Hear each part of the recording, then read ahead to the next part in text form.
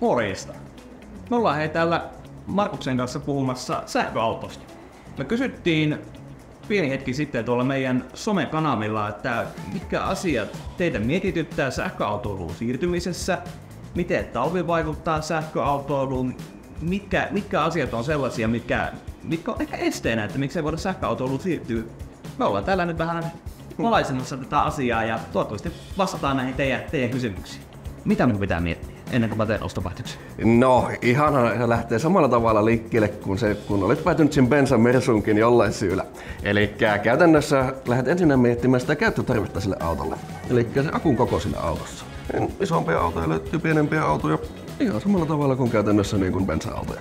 Mietitään vähän, että mikä se käyttö tarkoittaa. Tarvitseeko kuljettaa ihmisiä, eläimiä, muuta tavaraa. No toinen varmaan semmoinen niin kuin kriittinen muutos on sitten tietysti tämä käyttövoima. Että kun siirrytään bensasta tai dieselistä sähköön, mun lataus ja tankkaus muuttuu ihan erilaiseksi. Missä mä nyt lataan sitten sitä mun autoa? Mitä mun pitäisi siitä miettiä ennen kuin mä taas sen auto ostan? No, omakotitalo asuja. Siellä pihassa on todennäköisesti jonkunnäköinen töpseli. Eiku mun piuha kiinni ja auto siihen lataukseen.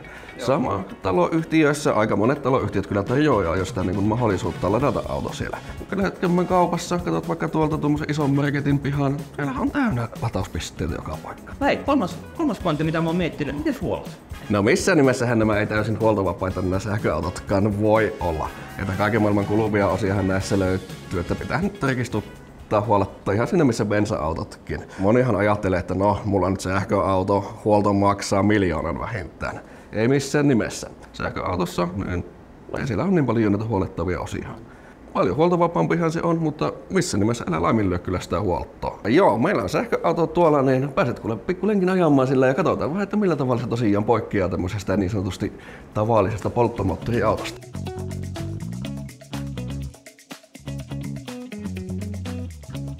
Okei, no sähköautossahan varmaan se ero nyt sitten tämmöiseen taas perinteisempään autoon on nyt se tämmönen yhden polkimen ajoase. Kyllä, eli niin sähköautoa tosissaan niin voit ajaa jopa yhdellä polkimellakin. Eli se mihin niin normi-automaatissa on tottunut, sulla pitää olla koko ajan sitä vähän kaasu- ja jarrukombinaatio siellä mukana. Mutta kun vilkaiset tuosta, niin löytyy tämmönen niin kengänkuva tuosta. Okay. Saanko klikata päälle sulle? Nappaa päälle. Nyt huomaat, kun lähdetkin löysettämään kaasupoljinta, niin auto lähtee saman tien hidastumaan. Eli tää on tämmönen niin tosi mukava tämmönen niin ominaisuus sähköautoissa. Alkuun joo, totta kai niin vaatii vähän sellaista totuttelua. Pitää olla semmoinen tietynlainen ennakointi niin sanotusti ajossa mukana. Pitää osata katsoa sitä liikennettä niin tuonne pitkälle eteenpäin. Mutta sitten kun tähän tottuu, niin tämä on mukava olemassakaan. Ja kun nyt huomaat, että kun kävelijä tulossa pikkusen laitat kaasua pois, niin se auto lähtee hidastumaan itsestään, niin kyllä on helppoa.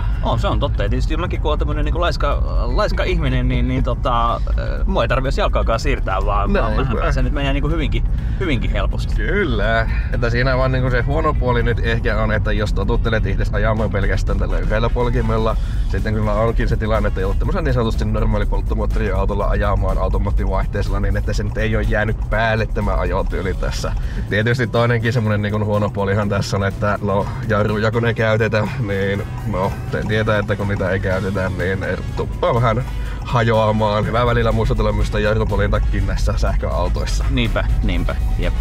Mut muutenhan tässä niinku, eikö vaan pätee ihan perinteiset tämmöset niin ennakoivan ajotavan opetukset, niin kuin tässäkin nähdään, että siellä rupee toi suojatievalo vilkkumaan, niin otetaan vaan kaasua pois ja tää klassinen ohjeistushan on varmaan kaikille tuttu, että älä pysähdy. Joo, se on ihan sama sähköautolla, että kun viedään massa liikkeelle niin sanotusti, niin se kuluttaa paljon vähemmän. Niinpä. Joo. Se tietysti pakkotilanne, niin... No joo, punainen valo, niin ei tässä paljon vaihtoehtoja nyt ole.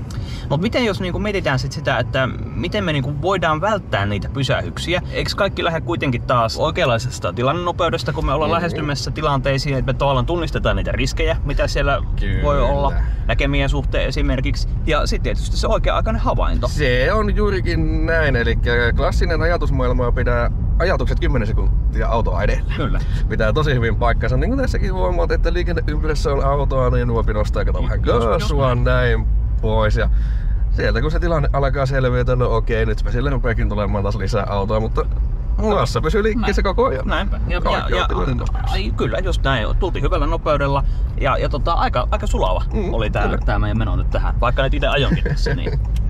Mut joo, siis kyllä, siis ihan tällä samanlaista periaatetta kun käytät mitä niin polttomoottoriautollakin, niin se on se kaikkein taloudellisin ja ekologisin tapa myös liikkua sähköautolla.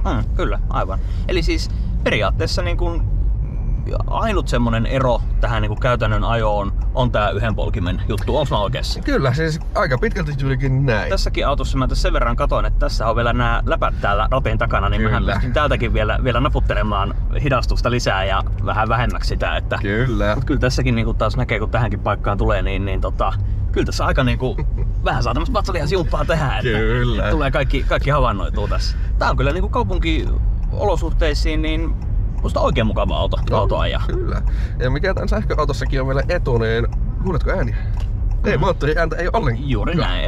Ei oo ylimääräistä pärinää eikä rätinää. Toki tietysti tässä nyt on, mikä on ehkä vähän sit semmonen, jos jotain niinku nyt lähdetään miinustakin hakemaan tästä, kevyen liikenteen turvallisuus. Et nyt jos on parkkipaikalla mennään, niin näähän on vähän suhahtaa vaan menemään. Kyllä, että se on ihan totta, että niin kun osittain myöskin senkin takia niin kun sähköautolla ajat, niin ajatukset taas siellä niin kun paljon pidemmällä. Ennakointia siihen, että sitä kevyen liikenteenkin on turvallista liikkua. Kyllä.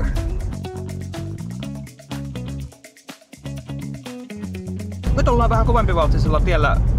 Ajetaan täällä 60-80 kohta. Miten sähköauto käyttäytyy nyt sitten täällä vähän kovemmissa nopeuksissa? Onko tässä mitään eroa nyt sitten taas toisenlaiseen autoon verrattuna? No siis ihan niin kuin auton käytöksessähän nyt ei tietenkään mitään semmoista eroa ole. Että ihan samalla tavalla pystyt ajamaan tällä kun niin on millä tavalla tahansa muullakin autolla. Ainut tietysti mikä niin nyt pitää tässä sähköautossa taas ottaa huomioon, kun mihin on polttomoottoriautossa tottunut bensa-dieseliautoissa, että se kaupunkikulutus on ehkä siellä vähän kovempi. Kun taas sitten tämä ajatus kääntyy taas ihan päinvastoin tässä sähköautossa. Ja nyt tietysti mikä vaikuttaa myöskin tähän meidän kulutukseen, meillä on tässä Hondassa tässä on 35,5 kilowattinen akku, eli tämä ei mitenkään kovin valtava ole, eli auto on suunniteltu ehkä enemmän tämmöiseen taajaman kaupunkiajeluun. Nyt on 20 astetta pakkasta, tämmönen rapsakka niin kiva talvikeli. Meillä on nyt 85 pinnaa tässä akku jäljellä ja rangea kantamaan 84. Kyllä tästä aika niinku tiukka matka tulisi, jos tästä nyt vaikka tuonne Kuopioon pitäisi 120 kilsaa ajaa, niin on aika hankala. On. Niin kuin täälläkin kun kesällä ollaan ajettu, niin kesällähän me päästään tällä menemään se noin 200 kilsaa, eli tästä häviää se noin 50. Niinpä, jos pinnan lähtee pois. Näinpä. Tossa piti jokunen aika sitten ajaa yksi sähköauto Kuopioon ja mähän lähdin aamulla liikenteeseen. Se oli pakkasta muutama aste sinne ja mukavuuden haluisena ihmisenä laitoin sitten venkilämppärit ja kaikki ratilämppärit ja lämpötila semmoinen mukava 23 astetta siellä päällä ja Apat ja Dancing Queenit soimaan ja meininki oli kohdillaan, kun lähdin aamulla Kuopio kohti ajamaan. No sit kun rupesin sitä rangea kahtomaan, että hetkonen, että eihän mulla tossa kovin paljon on nyt sitten matkaa tai rangea jäljellä, niin sit mentiin tähän klassiseen, mikä niin kuin nyt tässäkin autossa se toimisi, eli sit lämpöä pois, niin tosta näkee, että jos ottaisi ilmastoinnin pois, niin saataisiin 55 kilsaa lisää potkua tähän. Mut toki, siis vaikuttaahan tää ihan samalla tavalla bensa-autossakin. Siis kyllä itekin omallakin Mersulla, kun taas lähdin liikenteeseen, kun oli kovat pakkaset, niin kyllä se soppa maistuu Mersullekin. Eikö tässäkin autossa ollut nyt, kun katsottiin tuossa noita lataustehoja, niin tässäkinhän se teoreettinen maksimilataus, sehän taisi olla se 60 kilowattia. Kyllä, eli käytännössä kun se on 60 kilowattia se maksimilataus, siinä meillä on noin se 35 kilowattinen akku, niin puoli tuntia pikalla tuli, niin se on siinä 80-90% meillä akku täynnä. Niinpä. Kahvi tai nopea lounas, niin that's it.